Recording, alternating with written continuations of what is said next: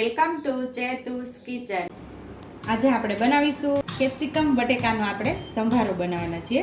તો એના માટે આપણે અહીંયા કેપ્સિકમ એક નાનું હતું આપણે સુધારી લીધું છે અને 2 લીલી મરચી સુધારી લીધી છે અને અહીંયા આપણે 2 બટેકા લીધા છે, એને આપણે ઝીણા ઝીણા સુધારી લેશું, પતલા પતલા।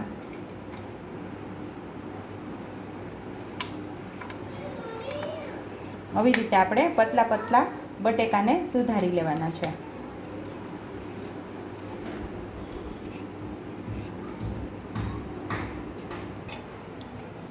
તો આપણે ગેસ ઉપર કઢાઈ રાખી દીધી છે અને 2 નાના પાવડા જેટલું આપણે એમાં તેલ ઉમેરશું।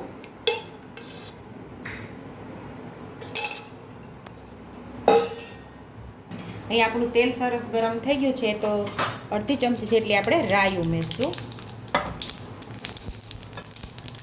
5 ચમચી જેટલી હિંગ ઉમેરશું, 5 ચમચીથી થોડી વધારે હળદર ઉમેરશું।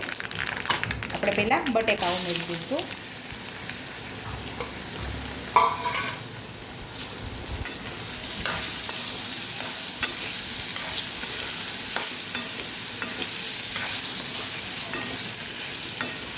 તમે બટેકા અને કેપ્સિકમનું શાક તો ઘણીવાર ખાધું હશે, તમે એકવાર સંભારો પણ બનાવજો, બહુ મસ્ત એવો થશે।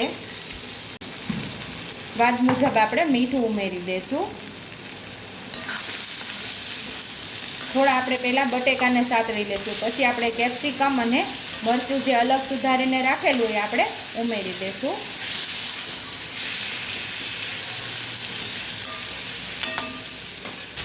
થોડા બટેકા સતળાઈ ગયા છે તો હવે કેપ્સિકમ ને મરચાંને ઉમેરી દઈશું। સરસ એને પણ મિક્સ કરીને આપણે સાતળી લઈશું।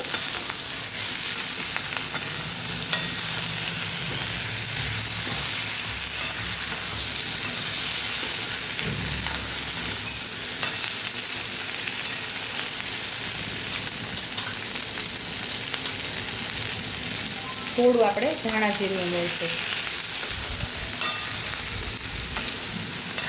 આપણે સરસ સાતળી લીધું છે, હવે આપણે ડીશ ઢાંકી અને 2 મિનિટ આપણે એને પાકવા દઈશું, સાવ ગેસને ધીમો કરીને।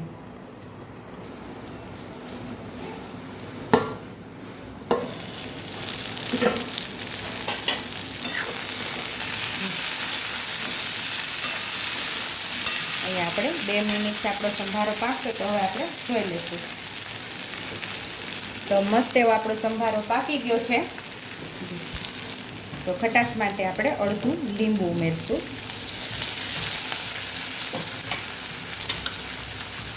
થોડું ધાણા જીરું પાછું આપણે ઉપરથી સ્પ્રિંકલ કરી અને મિક્સ કરી લઈશું। તો ટેસ્ટી એવો આપણો શિમલા મિર્ચ અને બટેકાનો સંભારો તૈયાર થઈ ગયો છે। તો જમવાનો 100 ગણો સ્વાદ વધારી દે તેવો શિમલા મિર્ચ અને બટેકાનો સંભારો આપણો તૈયાર છે। જો તમને મારી રેસીપી પસંદ આવી હોય તો મારી રેસીપીને લાઈક કરજો, શેર કરજો, સબસ્ક્રાઈબ કરજો, હાઈપ કરજો, બેલ આઇકોનને દબાવતા ભૂલતા નહીં અને કમેન્ટ બોક્સમાં કમેન્ટ કરજો કે મારી રેસીપી કેવી લાગી। તો આવજો।